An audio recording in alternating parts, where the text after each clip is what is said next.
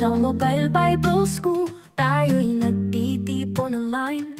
Sa tahanan man o saan ka man. It's all about the proclamation of the present. Sa New Testament naman tayo about mga tinutukoy sa last days. So before tayo pumunta sa mga theological views, yan, we are laying the foundation muna, no? Nauna yung chapter 1 natin about definition, chapter 2 is the foundation. So tapos na sa Old Testament, ngayon dito tayo sa proclamation of the present sa New Testament perspective. So, as we delve in the New Testament now, ito naman po. Actually, God's kingdom is not a merely distant hope, but a present reality.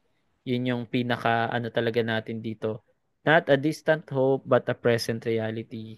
So let me read this one. We encounter a profound understanding of eschatology, the study of the last thing, that not only paints a picture of the future, but also inform our present lives. The New Testament reveals God's plan for the end times, plan marked by both judgment and restoration, infused with hope and anticipation. So we will explore the proclamation of the present and the call to vigilance and promises of a new creation. So from my book, let me quote this. Hindi yan yung wording sa book ko din, Through New Testament, we will discover uh, yung tinatawag na ano po, dynamic tension between yung tinatawag na already and not yet. Yan, yung kingdom already and kingdom not yet. Already and not yet. At actually, yung four views na pag-uusapan natin mamaya, yung preteristic, futuristic, historicist, at saka idealist. It's all about already and not yet na word. Yung ngayon na at hindi pa ngayon sa Tagalog. So where believers are invited to live in the power of God's kingdom. At ang mahalaga, hindi ito yung pag-aaral lang na walang impact. Kailangan ng pag-aaral na natin ngayon ay may impact sa ating buhay. So number one, yung proclamation ng kingdom ng Lord ay it is a present reality that the kingdom is here and the kingdom is coming. May mga nagsasabi na the kingdom is not yet talaga, no? Pero syempre, logically speaking na lang din, if if Jesus Christ ay savior and is also a king, sabi nga natin, hayaan mo maghari ang Lord sa buhay mo. So, maghari or reign is a kingdom term, 'di ba? It's a kingdom government term. Kaya hindi mo talaga pwedeng isipin na God's kingdom is here already, but in spiritual, no, na realm. Hindi yung physical. So last days, ang hinihintay natin physical. Pero Jesus Christ, kung ang sabi niya I will be with you or Emmanuel, kahit wala siya physically because he was seated in the right throne or right hand of God, the Spirit of Christ is already here because two verses ang kinukot sa Bible about the Spirit of Christ, and that Spirit of Christ is what we call the Holy Spirit. Yeah, kaya siya yung Christ in us. Amen. So, in New Testament, it unveils a truth that kingdom has already begun. And Jesus in his earthly ministry inaugurated the kingdom of God and proclaiming its arrival and offering its benefits to those who would follow him. So those who are Christ follower, nandun yung pinaghaharian ng Lord. But it is not limited into the church. Okay? Pag sinabi mong God's kingdom, hindi limited yan sa church lang. Kasi sa Roman Catholic theology, pag sinabi mong kingdom of God, now, it pertains to the church. Tayo, kung maniwala man tayo doon, it's not only, no, it's not only the kingdom of God is in the church, okay? Because the present reality of God's kingdom is from heaven to earth. Hindi pwedeng heaven lang.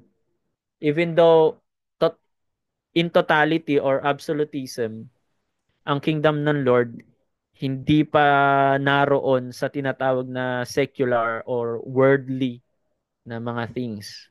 Okay? Kasi hindi naman na-dethrone ng Lord eh.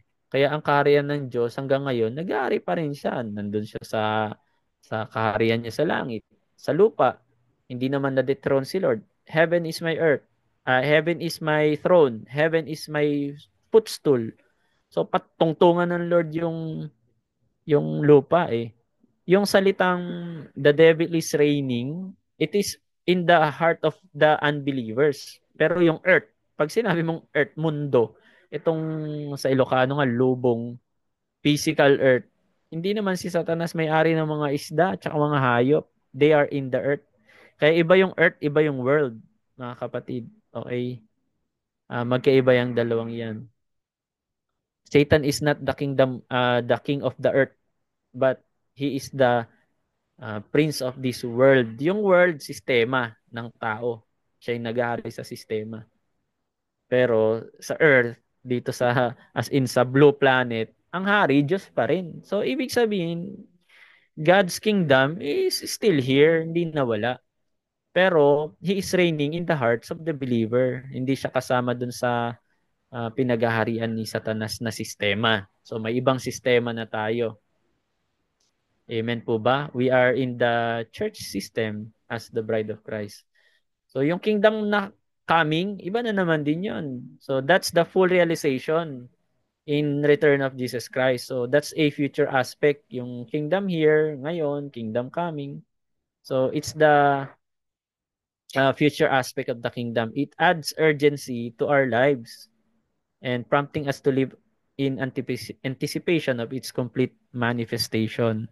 So when He manifests in physical na, that's our present reality. Matthew chapter 4 verse 17, sabi niya, from that time, Jesus began to preach. Anong sinabi niya? Repent for the kingdom is at hand. Dito na yung kaharian. Luke chapter 17 verse 21. So yun yung kingdom here.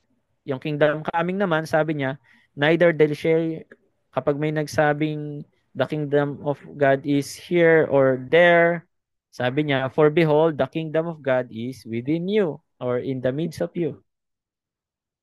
So in this kingdom, believers are not just passive recipient, no, we are active participant dapat sa kaharian na ito, mga kapatid. Kaya yung mga nagsasabi na busy sa king, busy sa kingdom, hindi sa king. Medyo ano ko doon. Naintindihan ko naman ibig sabihin kasi kahit ako naging principal ko din yung ganong wordings eh. Naintindihan ko ibig sabihin nun, yung busy ka sa ministry pero hindi sa kay Lord. Pero pag sa ano technical talaga na term, yung salitang busy sa kingdom, hindi sa king, ay ibang kingdom yung tinutukoy na yun. Kasi pag busy ka sa kingdom at kingdom ni Lord John, kasama si Lord doon sa kingdom na yun. Dahil hindi mo matatawag na kingdom ang isang kingdom kung walang king, 'di ba? Kaya kung totoong busy ka sa kingdom, kasama na yung king doon. Siguro, ang ibig sabihin na lang yun, busy ka sa dam. Tanggalin mo yung king. Dam means dominion. King's dominion kasi ang shortened word na kingdom eh. King's dominion. Yun yung ibig sabihin. So, we're not just passive recipients. Amen po ba? We are active participants. Sabi nga ni Barton Payne, let me quote this from his book. The kingdom of God is not merely a future expectation, but it is a present, active reality in the lives of believers. So, the kingdom is a call to repentance, to faith, and transformation in relationship with our Lord. So, it's a kingdom where God's reign breaks through the ordinary moment of life, shaping how we love, how we act, how we react, how we interact, and to the community. So, yun yung tatlo. How we act, how we react, how we interact to community. So, that's the present reality, mga kapatid. And sa eschatology, it also talks about ito, yung mga parables. Ang dami mga parables talaga. It talks about the kingdom of God. And palaging sinasabi doon na be watchful, we have to be prepared. Mamaya may mga verses tayong i-quote about those. May mga parable na they are awaiting for the master. So Jesus employed parables like the parable of 10 virgin and parable of the talents to illustrate the importance of living in readiness for his return. At may constant vigilance din na tinutukoy doon, yung parables na ito ay it need for constant vigilance. Talagang kailangan ay vigilante ka, mapagmatsyag, prepared, tulad ng watchman sa tower, itong nandyan. No? And it urges us to live in reflection and anticipation of Christ's arrival. Kaya watch and be prepared. Palaging pag-watch, tinutukoy talaga yun, yung watchtower ng ang context nun, yung watchtower ng bawat palasyo or city. Na kapag nakatulog, may sumugod, kasalanan ng watchman. Ganon din tayo. Mga watchman tayo eh. Sa ating barangay, watchman tayo sa ating syudad, watchman tayo sa ating bansa. Lalong-lalo na, watchman din tayo sa ating pamilya na kapag may mga signs na nakikita natin, we have to warn people na maging prepared tayo. Any moment, pwedeng dumating si Lord, kapatid. So, number 3 tayo. A promise of resurrection and hope of eternal life. Hindi lang sa Old Testament, kahit sa New Testament, tinukoy din yan, di ba? In Thessalonians and even in First Corinthians chapter 15 na tinutukoy doon na uh, the dead shall rise again, no? And yung incorruptible body magiging yung corruptible body magiging incorruptible body. So there will be a triumph over death. Sa yung resurrection ni Jesus Christ, ito yung naging cornerstone ng Christian faith na nagpapatunay kung si Jesus Christ na buhay na maguli, how much more ang mga tao. First Corinthians chapter 15, nakalagay yun doon. And that demonstrate God's power over death and offering us the hope of eternal life. Kaya totoo ang walang hanggan na buhay, kapatid. Wag tayong matakot. The resurrection is not just a future event but also a present reality that give us meaning. Dahil kung hindi totoo, sabi nga sa 1 Corinthians 15, ay napakawalang kabuluhan naman yung pagbabahagi ng mga apostol, yung mga effort ng mga apostol. Ano? Kung hindi totoong nabuhay si Jesus Christ muli at hindi niya bubuhayin yung mga patay, para saan pa yung pananampalataya natin? Tayo na yung pinakakawawang tao sa buong mundo. Biruin mo yung gigising ka ng linggo, pupunta ka sa kalsada, yung mga apostol pinatay, tapos hindi totoo. 'Di ba? Napaka kawawa naman yung religion natin kung ganun or yung ating relationship kay Lord na pinaghihirapan. Kaya kung tayo nagtsatsaga, nagpapastor, pinagtsatsaga natin yung mga miyembro, lahat ng mga reward, totoo 'yan, kapatid. 'Di ba? Matatalakay natin 'yon sa susunod, yung mga 5 crowns, are this literal crown or spiritual crown or ano man 'yon, 'di ba? So, pag-aaralan natin lahat 'yon, one by one. Huwag kayong mag-alala. Pa-shoutout muna kay Brother Christopher from Florida Blanca, Pampanga, and Pastor Rudy, enrolled yan ng doctorate, and Brother Manalo. Yan. So, good evening po. Pa-share po ng ating live. At ang eschatology subject natin ngayon, hindi lang ito yung theology na napakalalim, no? Actually, lahat ng subject natin sa MBS ay about transformation, not only in belief system, also in heart. Kaya ang objective natin lagi dito ay affective, cognitive, and volitional. Mind, heart, and action. So, holistic ang ating transformation dyan. Number 4, about the preparation for judgment. So, it is about living with holiness and purpose. Grabe naman, no? Ang hirap naman yung tao na walang purpose sa buhay. At karamihan sa mga atheist, yun yung sinasabi nila, life has no purpose, life has no meaning, we are just a stardust na ayan, nagkaroon ng mga protein na naging buhay accidentally or by great chance. Ang probability is from 0.200 thousands or of zeros na life comes from non-life, and they realize na walang halaga ang buhay. Ang tindi. Kawawa yung mga taong hindi naniniwala sa Diyos. Kaya mapalad kung naniniwala ka sa Diyos, itodo mo na yung pananampalataya natin. Huwag nating sayangin mga pagkakataon. Mag-aral tayo ng ito. Sa MBS, mapalad tayo. Free itong subject na ito, no? Naka-livestream. So, share natin sa mga GC natin. Encourage natin yung mga ka-churchmate natin na manood, mga church leaders. So, it's all about preparation for the judgment. May tinatawag na Great White Throne. At yung Great White Throne na yan, hindi yun yung pag namatay ka, harap ka na kay Lord, hahatulan ka. Hindi pa yan yun. Hindi pa yan yun. This is the final of all final na judgment. Sa yan ay mababasa sa Revelation chapter, I think, verse 20. Yung Great White Throne, may nakita ko isang tronong puti or malwalhati. Yun. At yung mga patay, binuhay, sabi doon, tahatulan sila. Kaya kahit yung mga patay, magre-resurrect din yung mga yan. Nakalagay doon binuhay yung mga patay, as in talaga binuhay. And they will be put into the lake of fire.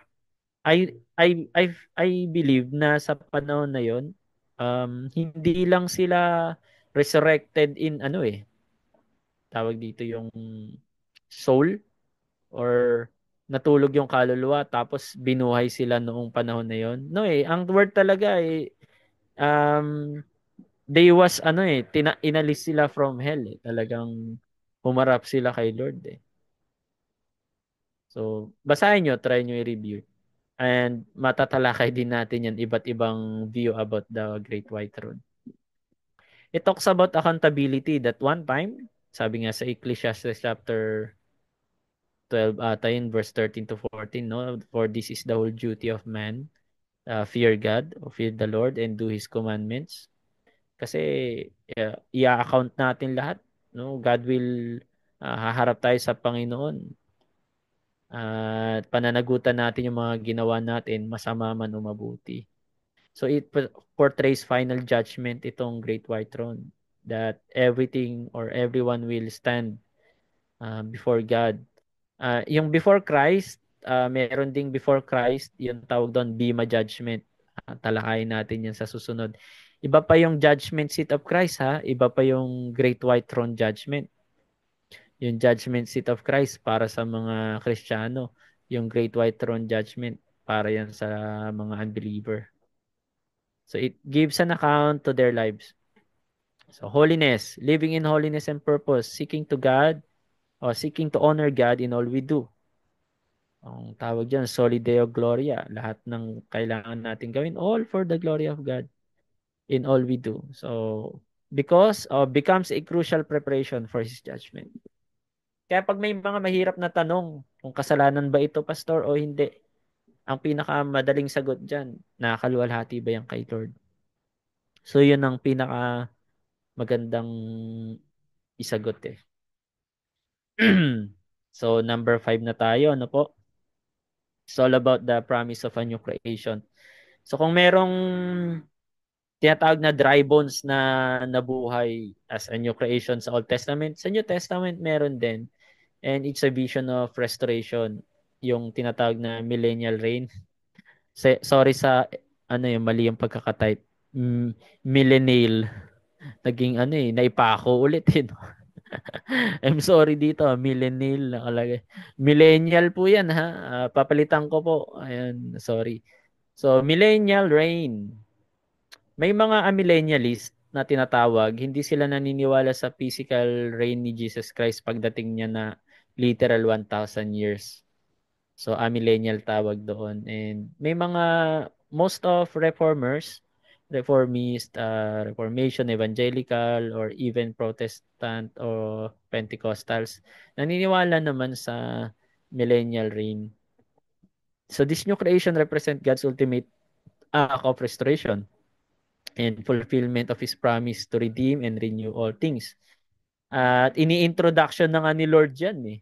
Ang introduction ng Lord, mga kapatid, sa millennial reign, kung babasahin natin ng Isaiah chapter, yung sabi na lang natin, 65, 66, meron pang tinutukoy na yung disyerto, tutubuan ng mga halaman, no? Magiging vegetative land. Introduction na ngayon. Kaya yung mga disyerto, kaya dyan sa Kingdom of Saudi Arabia, Brother Bernard, di ba po? Tinubuan na ng mga damo yung disyerto. Ibig sabihin, lahat ng mga nagaganap ngayon, introductory to the coming of the Lord. Eh yun pa nga lang tinutubuan na yung disyerto at saka ilog ang mga disyerto, di ba? Tinutubuan ng mga damo ang disyerto at ilog.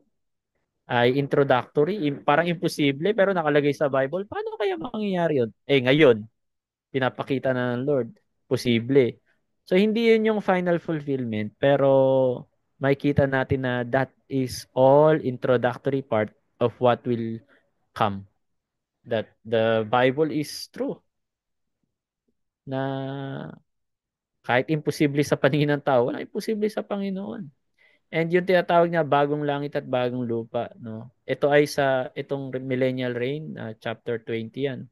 Itong ng Revelation, itong new heaven and new earth, Revelations 21 and 22. It paints a vivid, or the Bible paints a vivid picture of new creation, a world free from sin, suffering, where God dwell with His people. Mauulit yung God walk with man sa Genesis. Now kasi man have to walk with God. At marirestore yung God is walking with man na. At nakaka-excite no mga kapatid na ma-meet natin si Jesus Christ. Grabe. Oo, saka ang lakas ng ulan. Actually, kababaha lang na naman nung kailan eh. Sa Saudi, ang alam ko, nakita ko yung video. So that's the grand finale of God's redemptive plan. No? Hindi lang ito basta narinig mo, bagong langit, bagong lupa, tapos walang exciting part doon. Dapat tayo mga Kristiyano na malalalim. Ito, after na eschatology, pag sinabi mong new heaven, new earth, merong ano eh, merong kinang sa mata at saka may may kagat sa puso dapat natin na pag sinabi mong new heaven, new earth, may ibang pag-asa ang mararamdaman. Because yun na nga yung restoration ng lahat, no? Everything that na parang ngayon sinasabi natin na bakit parang lumang ako pa rin naman ito. Yung sinasabi, I am a new creation, the old has gone, the new has come. Bakit yung ugali ng asawa ko ganun pa rin naman, 'di ba? Parang hindi naman yung final fulfillment talaga ng new heaven and new earth. Doon na lang, yun talaga. Kaya kahit anumang hirap, huwag kang tumingin sa magitan ng mata because we are not walking not by sight, we're walking by faith. Amen. So that's the vision of ano po, hopeful future.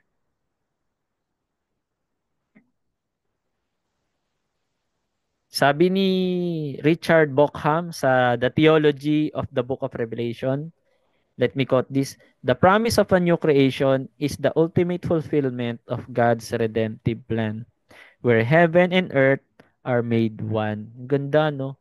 Heaven and earth are made one. Grabe. May unity na ng heaven at saka earth. Hindi na magkahiwalay.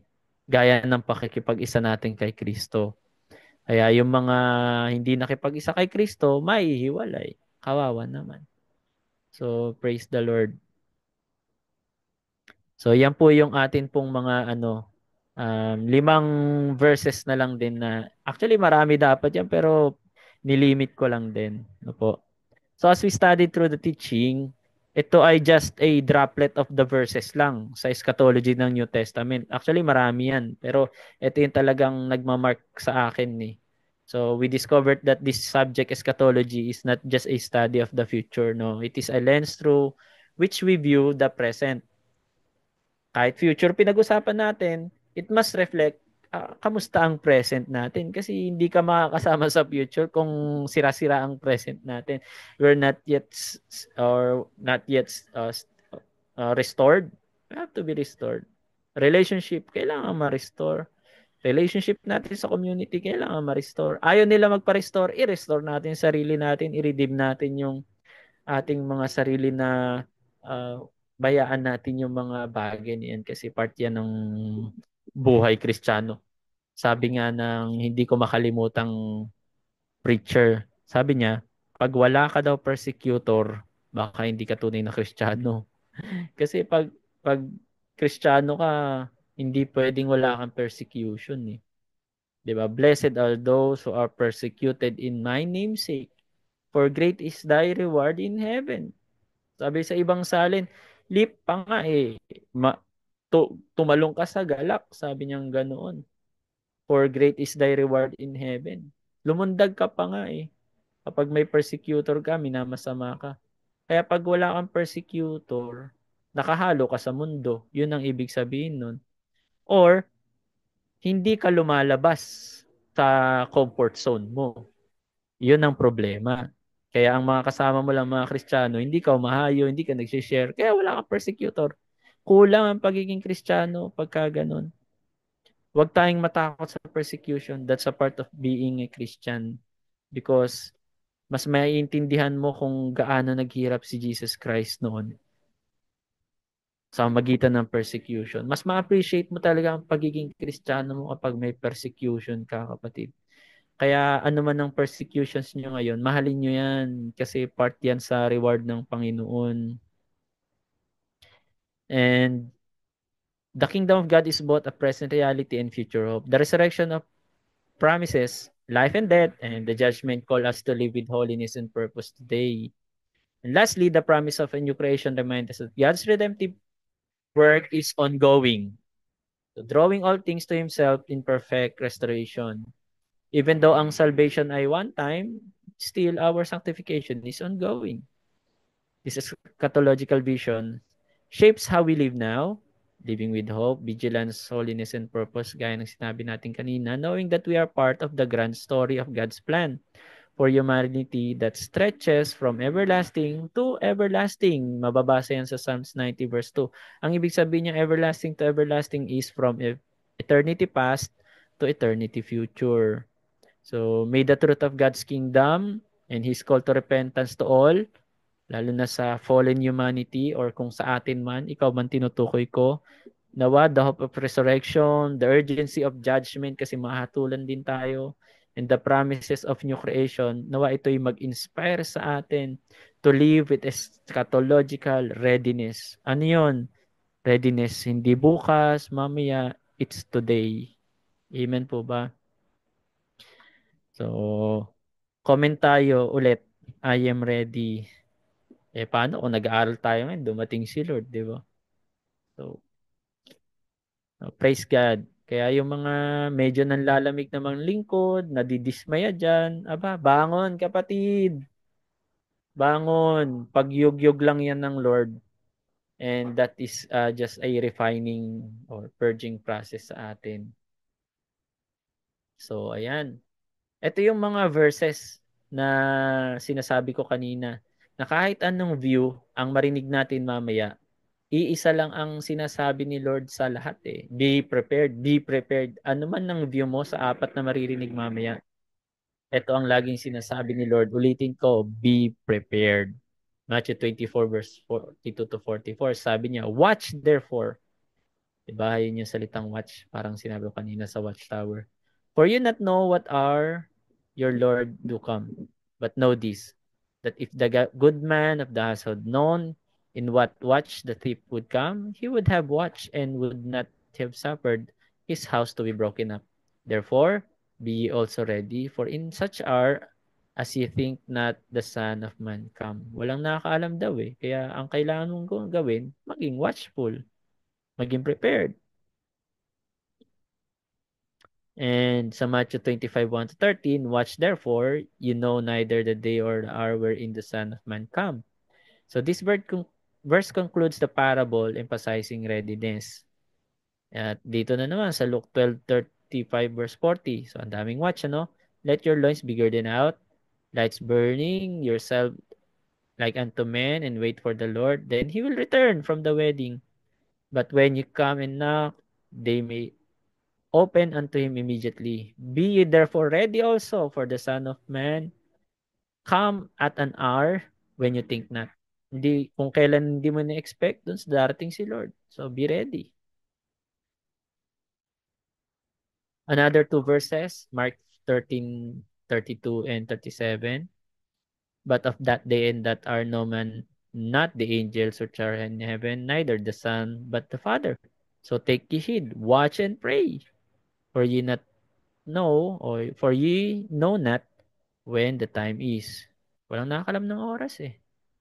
Watch and pray. And last, si Jesus Christ din ang nagsabi nito eh sa Revelation 16:15, because the book of Revelation was from the words of Jesus Christ, given to angel and told to John. Sabi niya, behold, I come as a thief. Blessed is the watcheth and keepeth his garments, lest he walk naked and they see his shame. So yan yung mga passages natin sa King James talaga na about the preparedness or spiritual preparedness for Christ's return. So maliwanag mga kapatid, 'di ba, na talagang ang Lord ay sinasabi niya, be watchful. Ano man ang inyong eschatological view, be watchful.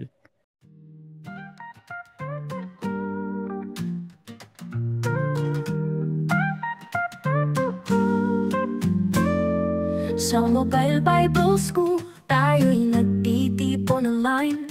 Sa tahanan man o saan ka man, naroroong tunay kaalamang makalangit at biblikal na aral ay makulay.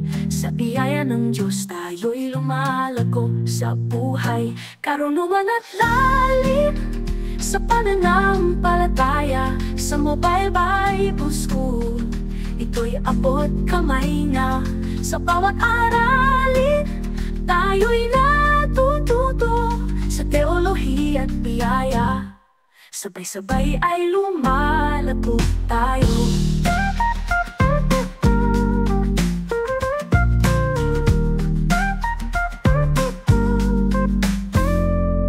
Sa bawat hakbang, sa Diyos tayo nagtitiwala.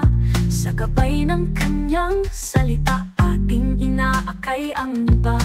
Kahit saan man dalhin ng ating mga paa, sa Diyos ng makapangyarihan tayo'y nagtitiwala. Karunungan at lalim sa pananampalataya. Sa Mobile Bible School, ito'y abot kamay na. Sa bawat aralin, tayo'y natututo sa teolohiya at biyaya. Sabay-sabay ay lumalago tayo.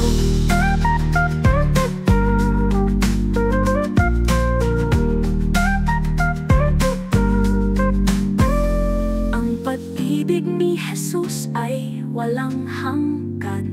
Sa bawat puso't isipan, tayo'y kanyang tinuturuan. Sa online na paaralan, sama-sama tayong umaasa. Sa kaluwalhatian ng Diyos tayo'y nagkakaisa. Karunungan at lalim sa pananampalataya. Sa Mobile Bible School, ito'y abot kamay na. Sa bawat aralin, tayo'y natututo sa teolohiya at biyaya. Sabay-sabay ay lumalago tayo. Hey, sa Mobile Bible School, tayo'y naglalakbay. Sa pag-aaral ng salita, tayo'y magwawagi. Para sa kaluwalhatian ng Diyos, tayo'y magpupuri. Sa kanyang biyaya, tayo'y nagmamahalan.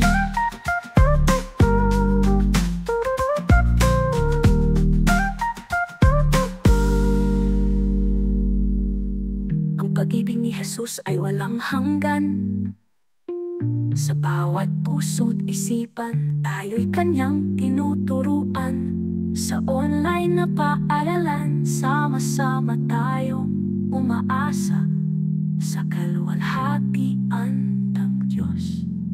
Tayo'y nagkakaisa.